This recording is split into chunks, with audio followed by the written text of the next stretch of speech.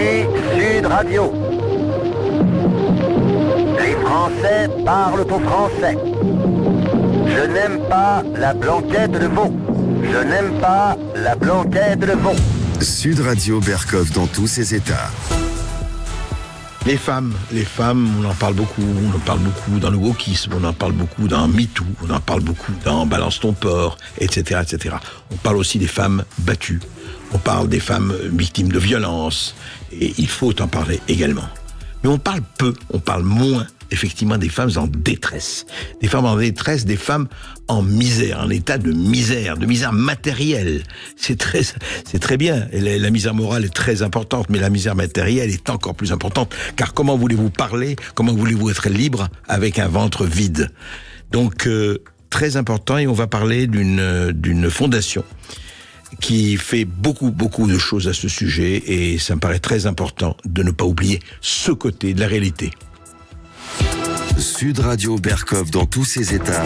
Le fait du jour. Les femmes avec leurs gestes pleins de charme. Mais comment voulez-vous avoir des gestes pleins de charme quand vous êtes SDF? 38% des sans domicile fixe sont des femmes. 48% des sans domicile fixe de moins de 30 ans sont des femmes. Une femme SDF sur 3 est accompagnée d'enfants. Et l'âge moyen des femmes sans domicile fixe, elle meurt à 45, alors que c'est 49 ans pour les hommes. Eh bien, les femmes qui, en général, ont une espérance de vie plus longue, eh bien, c'est 45 ans. Et voilà. Et ça, c'est un état de fait. C'est un état de fait, notamment, qui fait partie de la mission de la DAPAT. La DAPAT, c'est évidemment Daniel de Giovanni avec Patrick de Giovanni. Alors, d'abord, qu'est-ce qui vous est... Et moi, je trouve que c'est très important parce qu'on dit toujours, ah oui, les donateurs, les riches donateurs, mais c'est important. Si l'argent ne circule pas aussi pour aider ces personnes, on parle de quoi? Donc, comment ça vous est venu, la DAPAT? Comment ça a été fondé? Eh bien, Daniel de Giovanni. J'ai toujours pensé que quand on recevait, il fallait donner. Ça, c'est la première chose. Et on donne ce que l'on peut. On peut donner de son temps, on peut donner de l'aide et on peut donner aussi de l'argent. J'ai rencontré mon mari actuel il y a 8 ans. Nous avons été malades du Covid tous les deux. Et en 2020, nous avons décidé de nous marier et de faire un enfant. Et à 70, voilà, j'ai 79 ans aujourd'hui. Faire un enfant, c'est pas simple. Donc, on a décidé de lancer DAPAT, c'est-à-dire Daniel Patrick, c'était un nom de code du dossier. Oui. Et notre idée, c'était de venir en soutien avec nos compétences et notre expérience professionnelle des associations qui accompagnent les femmes en détresse. C'est-à-dire que nous avons un savoir-faire en matière de renforcement des compétences des entreprises. On s'est dit que les associations méritaient une attention et de l'argent pour pouvoir aboutir à faire un projet d'envergure, à faire plus et mieux quand elles ont un talent. Donc, notre souci, c'était de rencontrer les associations qui avaient un talent pour soulager la détresse des femmes. Des associations qui existent déjà. Qui existent déjà sur tout le territoire, y compris dans la ruralité profonde. C'est ça, sur tout le territoire français. Sur tout le territoire. Oui. Dans le Beaujolais vert, une de nos petites de nos victoires, Femmes Solidarité Beaujolais. On a été les chercher au travers d'une enquête, bien sûr, qu'on s'est mis à faire. Et aussi, pour les connaître plus vite, on s'est dit qu'il fallait être visible. Et c'est là que nous avons créé la première remise de prix DAPAT en 2021. Donc, on a lancé comme un grand filet. Voilà, on aimerait savoir ce que vous faites. Et vous allez avoir, parce que vous êtes remarquable, parce que vous avez fait des choses bien, un prix de 10 à 15 000 euros. Et on en a récompensé 10 la première année. D'accord. Et vous avez fait lundi dernier. Lundi dernier, on est à 15. 2023, voilà. Et au lieu de la première année, on a eu 40 candidatures. D'accord. La deuxième année, 60. Et là, cette année, 120. Donc, il y en a de plus en plus. J'imagine qu'il y a des demandes. Alors, vous avez dit, mais justement, on a utilisé notre savoir-faire, oui. Votre mari et vous. Alors, c'est quoi votre savoir-faire? Qu'est-ce qui fait que vous avez eu les moyens effectivement, de pouvoir doter, et de combien ce fonds? Alors, mon mari était dans le capital investissement, private equity, voilà. Il a très bien gagné sa vie, mais on la gagne souvent sur le tard dans ces métiers. C'est-à-dire qu'à un moment donné, c'est le jackpot. Et donc, au moment où il s'est retrouvé avec beaucoup de sous, il s'est retrouvé aussi veuf. Et donc, il avait envie que sa vie ait servi à quelque chose. Et quand nous nous sommes rencontrés, eh bien, il m'a proposé de faire quelque chose pour les sans-abri. Et j'ai dit oui, d'accord, mais les femmes, parce que moi-même, dirigeante, j'ai été présidente des femmes chefs d'entreprise pendant des années. J'ai créé le réseau Dirigeantes, des femmes pour faire progresser les femmes dans l'économie, avec Dirigeantes sans frontières en Afrique. Et donc, tout ce savoir-faire de comment on écoute le talent d'une femme, et les femmes ne se présentent pas comme les hommes, même dans l'entreprise. Souvent, elles ont une idée, un projet, mais leur souci, c'est comment je fais avec mes enfants, comment je fais avec mes responsabilités et comment j'arrive à concilier tout ça. Mais mais vous avez choisi quand même la précarité, et même la précarité extrême, parce que ce n'est plus le problème de gens qui vont dans l'entreprise. Non, mais l'attitude et l'attention, elle est la même. La qualité des gens est la même.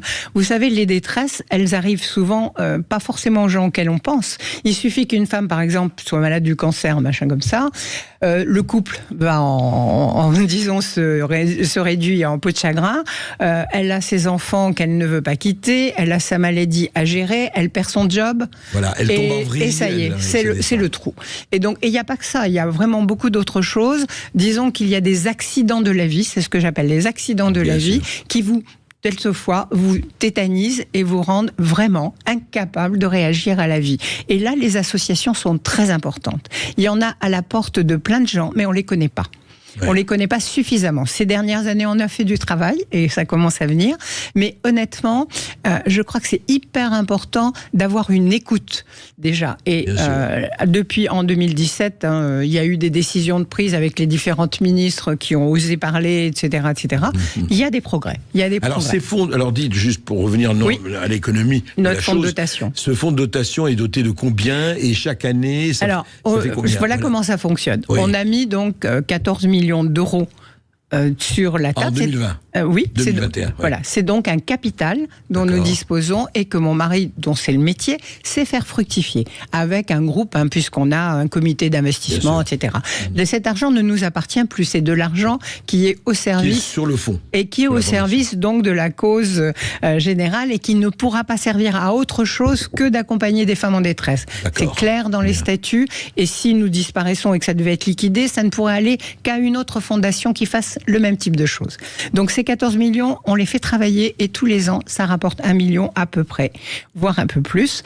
Et donc là, ça ce million est dispatché dans les associations. Et ce million, il est géré par nous-mêmes avec une équipe projet. Nous avons 50 bénévoles remarquables qui reçoivent les dossiers, qui les étudient, qui vont faire leur enquête. Nous ne faisons pas que donner de l'argent. Ça, tout le monde en fait.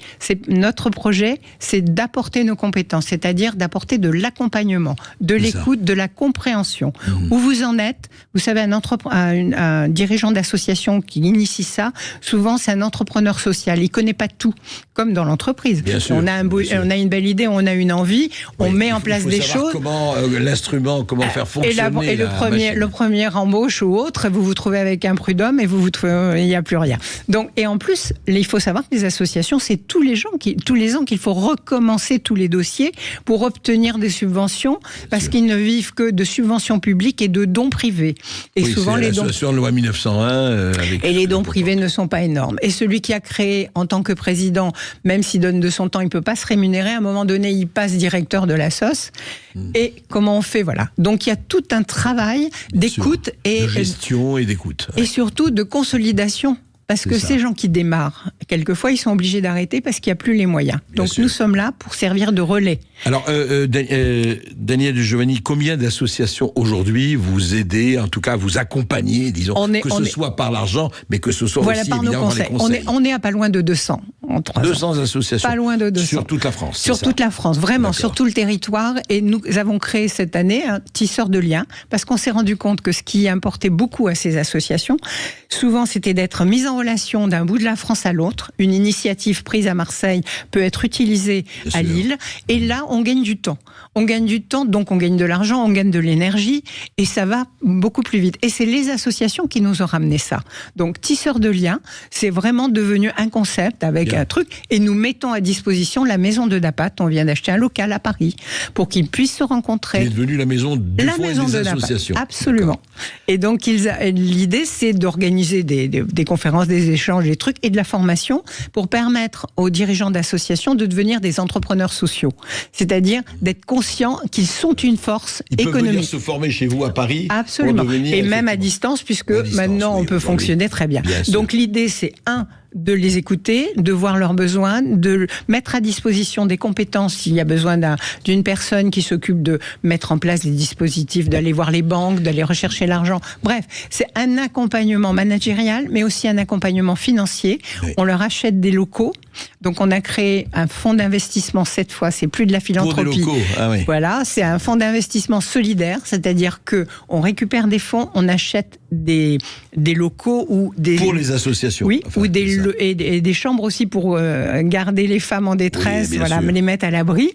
Et à ce moment-là, on a très peu de loyer, enfin on a un loyer beaucoup moins cher. Les investisseurs acceptent de ne pas avoir, disons, une rentabilité plus d'1% et Mais en encore. général, vous avez rencontré des bonnes volontés de ce point de vue-là. Et puis même sur le Pas plan... les gens qui vous disent retour sur investissement. Non, vous savez, il y a beaucoup plus de gens qu'on imagine qui sont prêts à le faire. D'autant plus que quand ils investissent dans l'immobilier, ils savent qu'ils ne perdront pas de l'argent sur du long terme et que aussi ils font une bonne action et que probablement nous allons avoir un label ESUS. Ils vont pouvoir déduire 3 francs 6 sous. Mais il y a aussi tout ce qui est épargne salariale où ils sont obligés d'investir dans 10% de leurs moyens. Oui, vous connaissez tous les mécanismes. Il faut. Voilà. C'est important. Et donc, on lève des fonds pour acheter des locaux pour les associations. D'accord. Alors, ce que je voudrais savoir, là aujourd'hui, donc, d'abord, oui, très important, je dis ça pour nos auditeurs qui vous écoutent, nos auditrices, c'est où est-ce qu'on peut, vous avez un site internet, bien sûr, où est-ce qu'on peut vous joindre pour suivre l'activité de la Fondation, ou pour y participer, ou pour demander, voilà. Alors, www.dapat.fr, oui. Il y a énormément de choses sur le site, mais il y a... dapat.fr, oui, d'accord. Voilà. Et Daniel Patrick, dapat.fr. Nous sommes sur Paris. Nous accueillons volontiers toutes les bonnes volontés sur toute la France, parce que nous ne sommes pas que sur Paris. Nous avons créé déjà une délégation d'APAT Nouvelle-Aquitaine. Ça couvre la Gironde, etc. Nous sommes en train d'en créer une autre, plutôt autour de l'Isère, de Lyon, etc. Et nous en avons une aussi du côté de Dijon qui est en train de se préparer. Parce qu'à chaque fois que nous avons des associations très implantées, comme dans le Beaujolais vert, comme dans la Vendée ou autre, ou en Auvergne, c'est très loin Paris. Et donc, si on veut leur envoyer des compétences, des personnes qui vont les aider... avec Internet et le télétravail, on peut... voilà. Mais il faut aussi une petite présence physique, c'est pas mal. Sûr. Donc, si vous avez des gens sur le territoire qui sont en lien avec toutes les autorités locales, on peut leur faciliter les démarches, on peut les aider à trouver des fonds publics, on peut aller pour eux être ceux qui vont plaider leur cause et ramasser les... Très bien ce que vous faites. Alors, justement, vous n'avez aucune, vous n'êtes pas subventionné par l'État, non, etc. Non, mais on n'a pas besoin. Oui, vous restez Nous, on vient aux côtés de l'État pour apporter quelque chose quand il en a besoin sur un dossier bien précis. C'est ce que j'ai dit récemment en Ile-de-France. Madame Pécresse m'a dit, mais vous ne me demandez pas d'argent. Non, on est là éventuellement pour soutenir un projet que vous avez et qui nous plaît. Et alors, revenons à cette situation, revenons au cœur du sujet, ces femmes en détresse. Depuis que vous faites, donc vous visitez, vous allez, je pense que vous allez sur le terrain. Tout à fait, on aime ça. Évidemment, avec vous, votre comité, etc. La situation est vraiment aussi préoccupante parce qu'on voit des chiffres, les chiffres sont très alarmants. Je pense ça a dû être au moins aussi alarmant dans le temps, mais que maintenant on les voit plus. Il y a des voix qui s'élèvent. On a eu la députée Émilie Chandler que je connais bien et que j'aime et qui nous a fait un rapport sur les violences intrafamiliales. C'est un outil de travail. Et à chaque fois qu'il y a un rapport qui sort, on a de quoi communiquer, on a de quoi sensibiliser et les femmes osent parler et les associations commencent à être visibles. On a fait un travail vraiment de dentelière pour trouver les petites associations qui sont innovantes et qui ont besoin de faire plus et mieux. Il y a les grands acteurs, mais les grands acteurs, ils n'ont pas besoin de nous. Non, il y a ceux qu'on connaît. Nous, on est vraiment dans la petite initiative locale. C'est ça. En fait, vous êtes un complément, une synergie. Ah oui. Il y a beaucoup de gens qui font beaucoup de choses. Absolument. Mais nous, on a notre petite niche. Mais vous ratissez, petite niche, elle n'est pas si petite que ça, et vous ratissez le territoire. Mais c'est bien, écoutez, moi, quand je vous écoute, d'abord, ça me paraît très important, et soyons absolument clairs, il faut... il y a beaucoup de gens, en tout cas, et encore une fois, qui ont de l'argent, et c'est très très très bien quand on consacre effectivement, et pas seulement comme cerise sur le gâteau et huile à la boutonnière, consacrer un peu de temps, et même de temps et de moyens, à évidemment des situations dramatiques. Donc, espérons que vous allez faire des petits.